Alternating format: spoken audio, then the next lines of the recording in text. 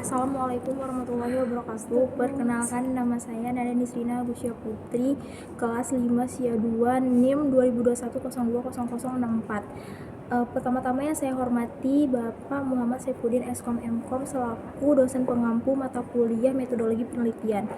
Tujuan saya membuat video ini yaitu untuk menjelaskan proposal yang berjudul pencegahan pelecehan seksual pada anak. Baik, yang pertama saya akan menjelaskan tentang latar belakang. Kekerasan pada anak telah menjadi isu global dan merupakan ancaman yang serius. Selalu terjadi peningkatan dari tahun ke tahunnya. Kekerasan pada anak menurut Terry E. Lawson dalam Hurairah 2007 meliputi kekerasan fisik, kekerasan emosional, kekerasan verbal, dan kekerasan seksual. Dari semua jenis kekerasan yang terjadi pada anak, kekerasan seksual merupakan kekerasan paling banyak terjadi. Menurut data World Health Organization (WHO) pada tahun 2010, sekitar 20% perempuan dari 5-10% laki-laki di dunia pernah mengalami kekerasan pada masa-masa kanak-kanak. Menurut National Sex Offender Public Website atau NSOPW, 9,3% dari kasus penganiayaan anak-anak pada tahun 2012 digolongkan sebagai pelecehan seksual, dan pada tahun 2012 terdapat 62.939 kasus pelecehan seksual anak dilaporkan.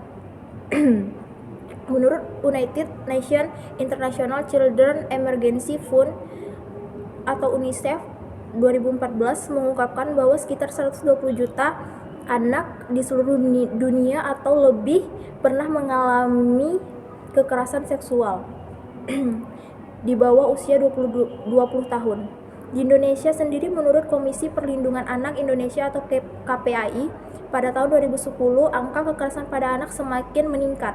Kekerasan seksual pada anak adalah keterlibatan seorang anak dalam segala bentuk aktivitas seksual yang terjadi sebelum anak mencapai batasan umur tertentu yang ditetapkan oleh hukum negara yang bersangkutan, di mana orang dewasa atau anak lain yang usianya lebih tua atau orang yang dianggap memiliki pengetahuan lebih dari anak memanfaatkannya untuk kesenangan seksual atau aktivitas seksual. Menurut End Child Prostitution in Asia Tourist atau EXPAT, kekerasan seksual terhadap anak, hubungan atau interaksi antara seorang anak dengan seseorang lebih tua atau orang dewasa seperti orang asing, saudara sekandung, atau orang tua, di mana anak dipergunakan sebagai objek pemuas kebutuhan seksual pelaku.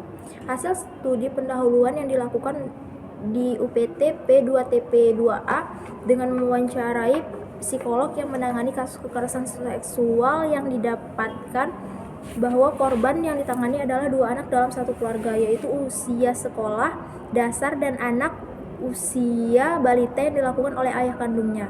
Tindakannya lebih dari 1 kali dan disertai dengan ancaman-ancaman yang diberikan oleh ayahnya tersebut, sehingga anak tidak berani untuk melaporkan kepada ibunya pola asuh yang diberikan ayahnya tersebut. Menjelaskan tentang masalah.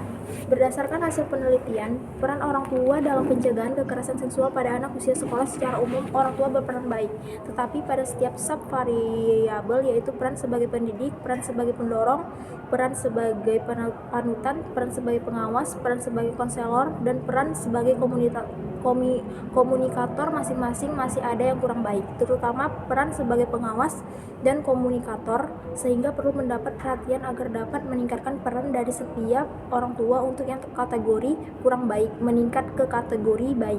Dengan peran setiap orang tua yang baik diharapkan dapat mencegah kekerasan seksual tidak terjadi lagi pada anak usia sekolah dasar. Pembahasan dari saya, lebih dan kurang saya mohon maaf. Wabillahi taufiq wal hidayah. Wassalamualaikum warahmatullahi wabarakatuh.